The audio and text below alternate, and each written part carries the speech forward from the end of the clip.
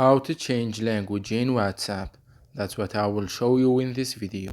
But before we begin, make sure to subscribe to the channel and ring the bell to get notified whenever a new video is uploaded.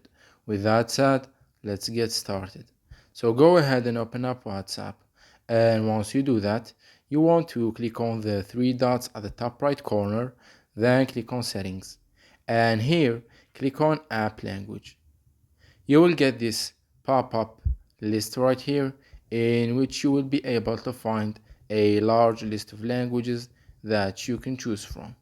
So go ahead and select the language that you want, and as you can see, as soon as you do that, the WhatsApp language will be changed to that language that you have selected. It's that easy and simple. So that was it for this video. That's how you can change WhatsApp language. If you have any questions, please leave them in the comment section down below. With that said, see you in the next video.